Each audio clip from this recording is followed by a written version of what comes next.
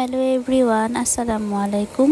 Welcome back to my channel. সবাইকে স্বাগত জানাচ্ছি। আজকের পর্বে 1 কাপ আটা দিয়ে ঝটপট তৈরি করা যায় এমন একটি নাস্তার রেসিপি শেয়ার করছি। তো আপনারা যারা আমার চ্যানেলে নতুন আছেন, আমার চ্যানেলটি সাবস্ক্রাইব করে পাশেই থাকবেন। তো দেরি না করে শুরু করছি। তো নাস্তাটি তৈরি করার জন্য এখানে আমি 1 কাপ পরিমাণ আটা নিয়ে নিচ্ছি। এখানে আটা বা ময়দা যে কোনো একটা ব্যবহার করা যাবে। তো এখন আমি 1 চা চামচ অ্যাক্টিভ ড্রাই ইস্ট দিয়ে দিচ্ছি 1 চা চামচ চিনি আর হাফ চা চামচের মতো লবণ দিয়েছি। এরপরে মিশিয়ে নিচ্ছি। আর আমি হাফ কাপ পরিমাণ হালকা কুসুম গরম লিকুইড দুধ নিয়েছি। দুধটা অল্প অল্প করে দিয়ে আমি একটু নরম এক ধরনের খামির তৈরি করে নিচ্ছি। তো দুধটা হালকা কুসুম কুসুম গরম হতে হবে, খুব বেশি গরম দুধ এখানে দেওয়া যাবে না। তো দেখতে পাচ্ছেন আমার এখানে হাফ কাপের থেকে অল্প একটু দুধ বেঁচে গিয়েছে, 1 টেবিল চামচের মতো। তো এখন আমি ডোটা রেস্টে রেখে দিয়েছি। ডোটা রেস্টে রাখার পর ফুলে উঠেছে, দেখতে পাচ্ছেন। আমি 20 মিনিটের মতো রেস্টে রেখেছিলাম। তো এখন এই ডোটা আমি আবারও 2 থেকে 3 মিনিট একটু মথে নিচ্ছি। ডোটা মাথা হয়ে গেলে এখন 2 হাতের সাহায্যে এভাবে গোল একটা শেপ করে নিচ্ছি। আর এখন আমি মোটা একটা রুটি বেলে নিচ্ছি। রুটিটা 1/2 ইঞ্চি মোটা করে বেলতে হবে।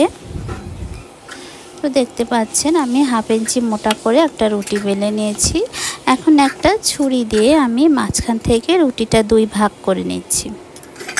একটা স্টিলের প্লেটে আমি একটু মাখন লাগিয়ে নিচ্ছি। এখন এই রুটিটা আমি প্লেটের উপর বসিয়ে দিচ্ছি। তো এখন আমি রুটির উপরে আরও একটু বাটার লাগিয়ে দিচ্ছি।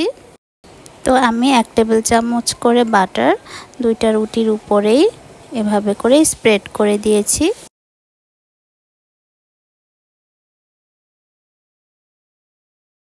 এখন আমি মোজারেলা চিজ এভাবে একটি গ্রেটারের সাহায্যে গ্রেট করে দিয়ে দিচ্ছি। যেহেতু আমি গার্লিক চিজ ব্রেড তৈরি করছি, তাই এখানে মোজারেলা চিজটা ব্যবহার করতে হবে। চাইলে আপনারা অন্য কোনো চিজও দিতে পারেন। তো চিজ দেওয়ার পর 1 কোয়া রসুনও আমি গ্রেট করে দিয়ে দিয়েছি। এই ভিডিও ক্লিপটা কাটা পড়ে গিয়েছে। এখানে আমি একটু অরিগ্যানো দিয়ে দিচ্ছি আর দিয়ে দিচ্ছি চিলি ফ্লেক্স, একটু ঝালের জন্য দিয়েছি। এখন আমি এটা ওভেনে বেক করে নিব 180 ডিগ্রি সেলসিয়াস তাপমাত্রায় 20 মিনিটের মতো। তো যাদের ওভেন নাই তারা চাইলে চুলায় কেকের মতো করে এটা বেক করে নিতে পারবেন। আর এখন একটি সস তৈরি করে নিচ্ছি। এর জন্য 2টা ডিম আমি ফ্রাই প্যানে দিয়ে দিয়েছি তেল গরম করে। ডিম দুটো আমি হালকা পোচ করে নিচ্ছি, একটু ঢাকনা দিয়ে ঢেকে দিচ্ছি। এই ডিমের পোচটা একটু নরম নরম করেই করতে হবে, বেশি ভাজা করে ফেলা যাবে না। তো ডিম পোচটা এখন আমি তুলে একটা ব্লেন্ডার জাগে দিয়ে দিচ্ছি। আর এখন আমি 1 কোয়া রসুন কুচি দিয়ে দিলাম, দিয়ে দিচ্ছি 1 ফালি লেবুর রস,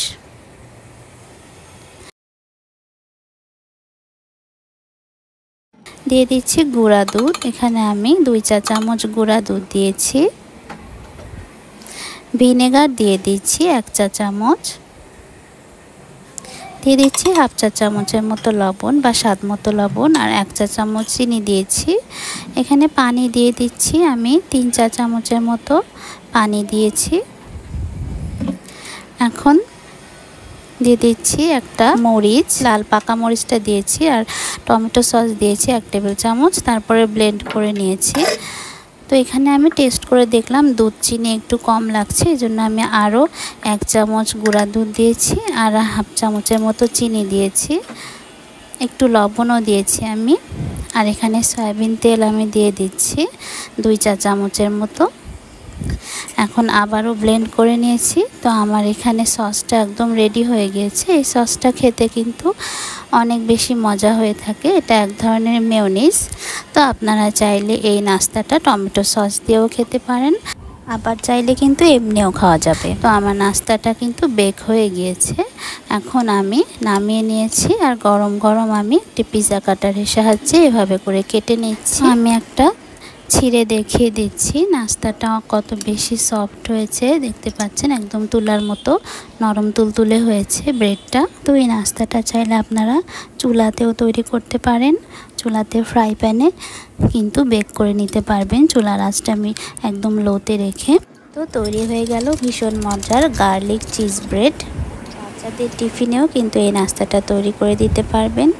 তো এই নাস্তার রেসিপিটা ভালো লেগে থাকলে ভিডিওতে একটি লাইক করে দিবেন এবং আমার চ্যানেলটি সাবস্ক্রাইব করে চ্যানেলের সাথেই থাকবেন। কমেন্ট করে জানাবেন আপনাদের কেমন লেগেছে। সবাই ভালো থাকবেন। আল্লাহ হাফেজ।